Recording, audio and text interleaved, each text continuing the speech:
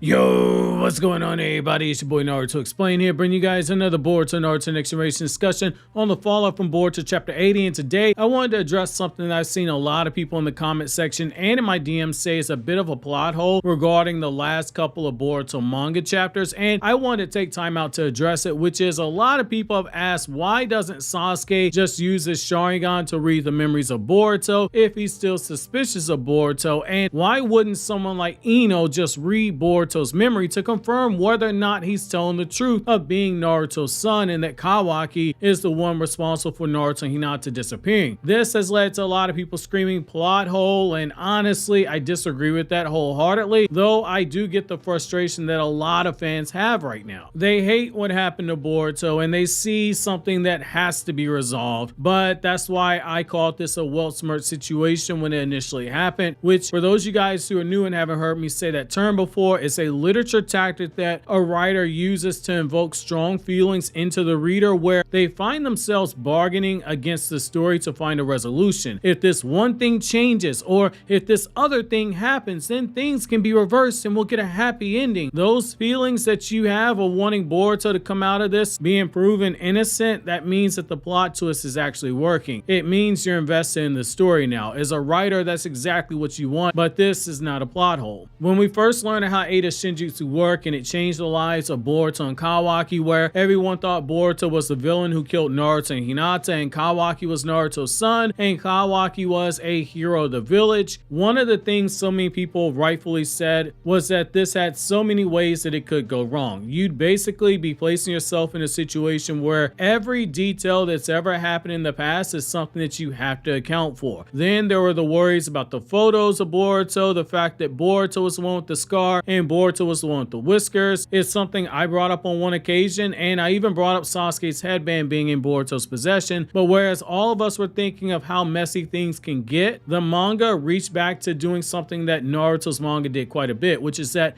it found a way to subvert our expectations as readers at the very last second. Whereas we thought this might turn into a mess, we were told that even after Sasuke learned the truth, there was this internal force deep within himself that was commanding him to ignore the things that he knows are wrong and just accept reality as it's been told to him. It's got such a strong pull on Sasuke that he even went as far as to say he cannot trust his own mind right now, and the only reason he's going along with this is he saw how strongly his daughter Sarada felt about the whole situation. He wasn't choosing to believe in Boruto, but rather he was choosing to believe in his daughter Sarada and give Boruto a chance to prove Sarada right, and that absolutely drove Momoshiki insane when he heard this, because Momoshiki is aware of the effects of the shinjutsu. Before we go into the part about Ino's ability to read the mind and look through the memories and the Sharingan's ability to do the same thing, I want to throw out the possibility of something that we might have been overlooking as well. We've seen in the past what happens when someone caught under Ada's control tries to resist. They experience pain in their brains, and as Amato said, if you ever try to inflict lethal harm on Ada while under that control, the mind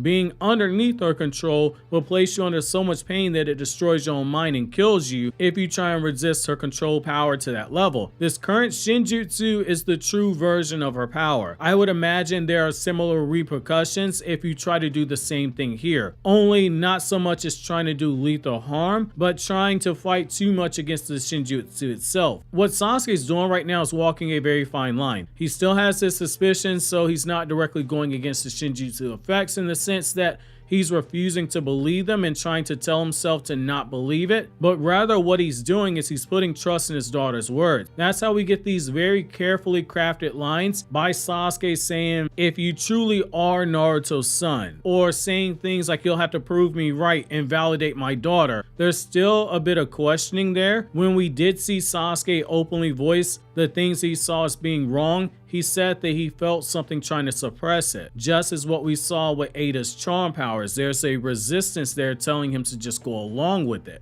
We were also told that as time goes on, the things that Sasuke noticed that were wrong, as more time passed, they began to bother him less and less. So if someone as strong-minded as Sasuke is saying that the things he notices out of place are becoming less troublesome and they're beginning to bother him less, and he's learning to accept them, those of a more simple mind or a weaker mind have likely already accepted the shinjutsu, which means things like photos of Kid Boruto and the Academy records, they aren't gonna matter much. It's a really terrifying power when you really put that into perspective right there. It's on the same level of broken as Shisui's Kotomatsukami, which takes away your free will, but it makes you behave in a way that the caster wants you to and makes you think that it's your own decision to do so. We're seeing a similar thing occur right here, only with it being related to your memories and the perception of reality itself. So now that that's out of the way, let's look at some of the things that people are saying are plot holes that would prove Boruto's innocence. The first is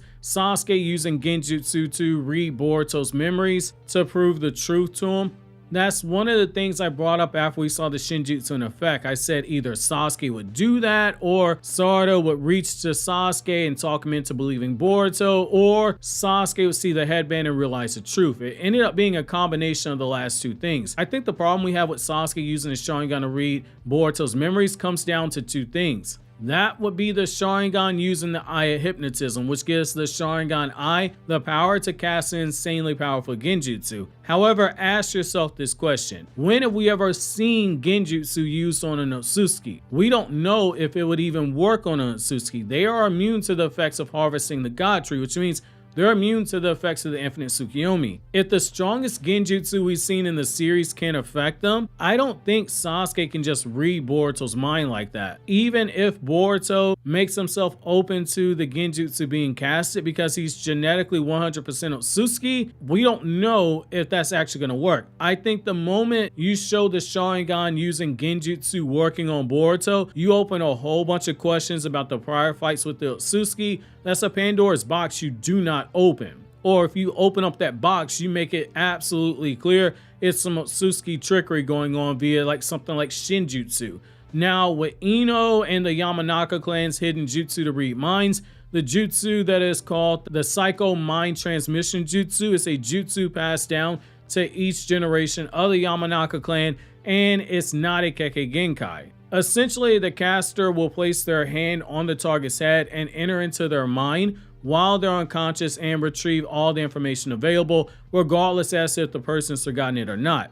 Even if there are all these mental genjutsu blocks placed on the mind, with enough time, those things can be overcome as well. Given that Ino's dad was able to go through several months worth of memories in only a few seconds, it's extremely likely Ino can do so at an even faster pace, since she's technically surpassed her father in skill during the war arc and she's only gotten more skilled since then. While Ino could read through Boruto's mind, assuming he's unconscious and restrained, she technically could go through the entire 12.5 years of his life in only a few minutes at best. But we run into two problems here. The first is, given the crime that Boruto's charged with, would Konoha let him come back to the village quietly? Inojin jumped right to the point, and he wasn't the only one to do so.